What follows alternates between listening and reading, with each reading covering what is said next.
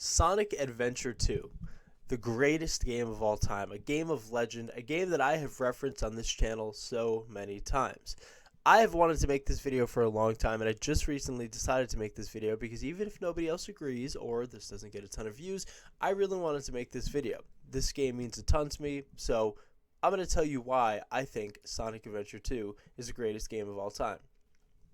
Disclaimer, this is my opinion on the greatest game of all time, and it could look like a bad choice to some people, but we all get to choose what game changed our lives, and for me, this is it. So without further ado, let's talk about the legendary Sonic Adventure 2. The first thing you need to know about this game is that it was developed by Sonic Team USA, who had just recently come to the United States in the early 2000s to create this game. It was made by 11 people. 11 people made this game. It really makes you wonder how some games have all the talent and money and time in the world and they still release in bad fashion. This isn't a Halo video though, so let's just move on. But the point is, it was made by 11 people.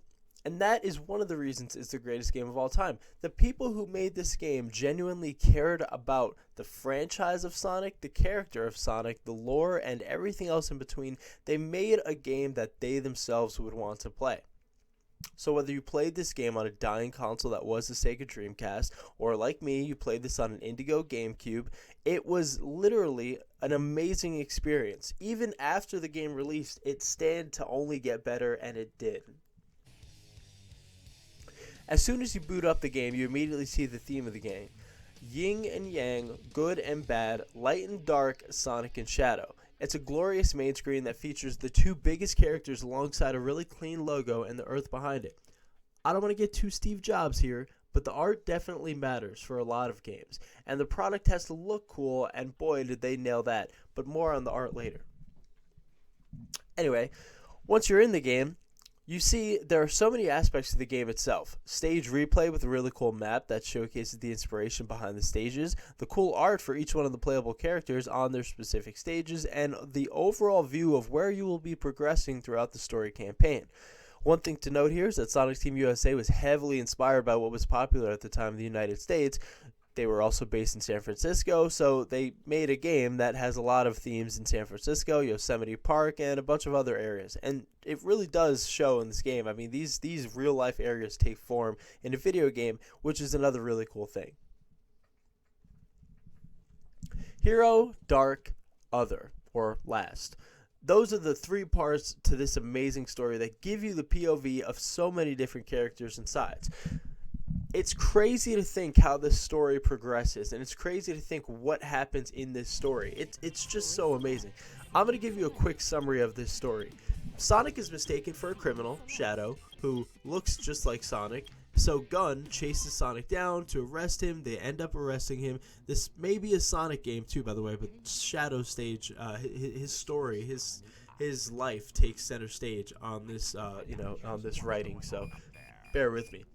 Anyway, Shadow is Project Shadow. He was completely unlocked by Eggman, who was created by Gerald Robotnik. Shadow ends up becoming very evil and helping Dr. Eggman collect the Chaos Emeralds, meeting him on the Project Ark so he can get revenge on the planet that killed his friend Maria, who happened to be Gerald Robotnik's granddaughter. Shadow cared very deeply for. The problem here is that Shadow was not always supposed to be killing the Earth or destroying the Earth, whatever you want to say. He was actually supposed to protect the Earth, but Maria died in a tragic accident when she was shot by Gun way back when Project Ark was still fairly new, and so Gerald Robotnik took the time to brainwash him and convince him that he should get revenge on the Earth rather than save it like Maria wanted. It's an amazing story that gives you so many POVs, so many different sides, like I said, and the thing that I love the most about it is that the story isn't afraid to go there. It is a dark story. In fact, it's probably the darkest Sonic story that we've ever had, but it's dark and good, and I think that's the key here. Sonic is a lighthearted character, but that doesn't mean the situations he's put in are lighthearted. I mean, there's exploding islands in this game. There's, tearing your way through cities and multiple different factions. I mean, it's just, this is truly a story that makes you feel like the situation is dire, and to be honest with you, it is. City Escape is the greatest Sonic stage in any game. flying down from a military helicopter with a blade that you stole from the helicopter, going through the San Francisco streets in style. I mean, this stage is special in so many ways. It just took everybody's hearts. There's even signs in the game that say, play SA2, it's habit forming, don't stop playing. And even posters for the website, sonicteam.com. I mean, it's so incredible what they did for this stage. I always felt like every game needs a stage like that, or a multiplayer map or whatever. Like every stage needs something. Every game needs something like that. Call of Duty has Nuketown, or maybe Rust, and Halo has Guardian. Sonic has City Escape, and that's its Nuketown. That's its greatest stage of all time. And honestly, I still think the music from Escape from the City, the stage, I don't think it'll ever be topped, and that's okay, because sometimes you peak early, and Sonic Adventure 2 was the second or maybe third 3D game they had, and they might have peaked early, but it was so worth it because it was amazing. Now, of course, there's many other cool stages like Pumpkin Hill, there's Mission Street. I mean, there's a ton of cool stages, but my overall point is that when it came to the stages, the Sonic team did not miss. One of the other aspects of this game that can never be understated is the soundtrack. Live and Learn by Crush 40 is the theme song that captured 2000s rock in a nutshell. So remember, I said this game was very much inspired by what was popular at the 2000s. The 2000s. It was a beautiful time to grow up in. I mean, Linkin Park, 3 Days Grace, pop rock everywhere, like All American Rejects, The Academy Is. There was so much pop rock that took center stage in mainstream music. Hip-hop at the time was near extinction, and even the rappers themselves would often mention how rap was about to die, but they would be the ones to save it. And spoiler alert, that wasn't really the case. None of them saved it. But my point is, this is what took the game. This is what became the game, right? The mid-2000s pop rock, Linkin Park style music. And so Crush 40 absolutely nailed it with their theme song, Live and Learn. It aged like fine wine, and it honestly defines Sonic to this day. It is a legendary, legendary song, and truly speaks to Sonic fans. Hopefully it's in the Sonic 3 movie. But yeah, Pumpkin Hill was another example of a really good song, and there's a remake, I think, from Sonic Adventure in this game, which is really awesome. And I think the whole point of this is, and you can look at Sonic Frontiers as an example, people resonated with this soundtrack so much so that they identify rock music with Sonic. Because even Sonic Frontiers, all the reactions to Undefeatable and Vandalize, people are like, man, Sonic's really back to that mid-2000s pop rock, aren't they? And that is the point. That is what made Sonic... That's truly what defined Sonic, is that mid-2000s genre of rock. So hopefully, that doesn't stop, because mid-2000s rock is amazing, and I would honestly never replace it. The soap shoes are a small but cool detail to highlight why Sonic was so awesome in this game. I mean, his regular hot dog shoes are cool, but the soap shoes are way cooler. These were shoes that were designed for rail grinding, and they're really bulky, and they're colorful, and they're awesome. It's like that feeling when you got a new pair of Heelys, if any of you are old enough to remember Heelys. You wanted to wear them everywhere, in Walmart, in a building, at your parents' job, at school. I mean, Heelys were awesome. They were not only cool-looking shoes, but you could also skate with them. Well, that's kind of how Sonic's shoes felt. They were not only cool-looking shoes, but you could grind with them. And that was a huge, huge thing in this game, grinding. That was the biggest new feature that they added into this game. So it's fitting that they changed up his shoes and made it, blend in with the grinding aspect. The depth of this game was way ahead of its time. The Chao Garden is the best way to highlight that. Not only did they add extra replay value to the stage, but they also allowed for people to capitalize on something that was a hot trend back in the day. Neopets. Alright, well technically it wasn't Neopets, it was just a lot of virtual pet websites, but Neopets is the one I used. And the point is, you could create a virtual pet, participate in some games with it, feed it, love it, take care of it. I mean, that was a really popular thing back in the 2000s. And the Chao Garden is essentially Neopets.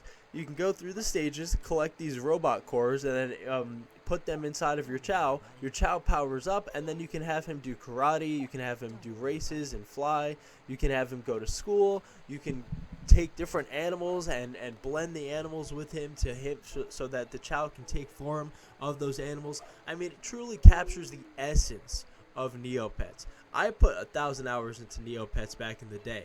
I mean, my brother had the coolest Neopets. So there was a name generator that you needed to actually get your Neopet's name. It was in the school, and it was a name generator, so it was random. The chances of you getting a good name, you had to sit there for a while. But on the first try, my brother got the name Apple. Apple. Like, that is such a hard name to get. And so he named his Chao Apple, and literally all three of us, because I have two other brothers, we put hours into Apple to make him the greatest Chao of all time. And I'm sure somehow he's smiling up above in Chao heaven, looking down at us. Because I never got to, keep him because my mom donated the GameCube, and I didn't get to get this save card. So it was, RIP. But, yeah. Kart racing is another awesome addition in this game that lets you basically do what Mario Kart is. But it's still pretty cool. I mean, Sonic should have a kart racing mode. It makes sense. You have cool different cars that look different for each character, abilities that you can use, just like in the Sonic battle stages where it's like Sonic Wind, Chaos Control. It's pretty awesome. I mean, kart racing, it's like I said, pretty much just, one map and it's Mario Kart, but it's still something that they added into this game. They're giving you so much value in this game. The artwork to this day has still never been surpassed. I mean, people think of Sonic, and I feel like they think of the Adventure 2 artwork. It's edgy. It's cocky. It's arrogant. It's amazing. It is just so great. The brush shadowing and all the deep blue color, the green eyes, the shoes, the exaggerated poses. It just makes you feel like this is what Sonic actually is like. He's a little arrogant, he's a little dangerous, but that's how he likes to be. He's a free guy. He's an adventure-loving hedgehog, as that's what he said in the game. I mean, that artwork truly to this day is the best artwork of all time. I still don't think there will ever be artwork as good as the Adventure 2 artwork, and that's okay. I said this before. Sometimes you peak early, and this game peaked early in a lot of different ways. This franchise, it peaked early in a lot of different ways. So it's okay if you peak early, because you know what? If the peak is high enough, it doesn't really matter. You're still going to be really high up, even if you're coming down a little bit. For those reasons and more, Sonic Adventure 2 resonated with me and longtime Sonic fans. I mean, after playing this game, I love Sonic so much, I would pretend he was an imaginary friend running alongside our family car when we were going somewhere, or the school bus, and he would be racing us, and he always won.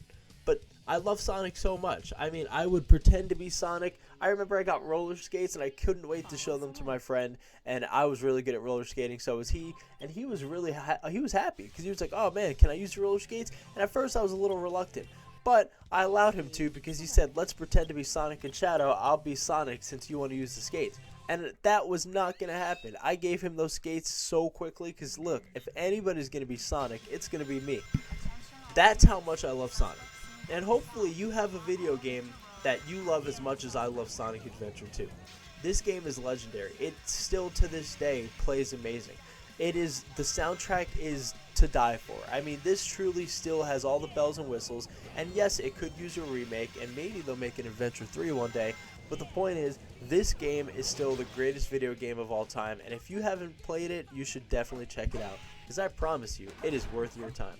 But thank you for checking out this video of the greatest game of all time. Hopefully you got some entertainment out of it, and hopefully you have a video game that you yourself love, like I love Sonic Adventure 2. Thank you for watching, and I will see you soon.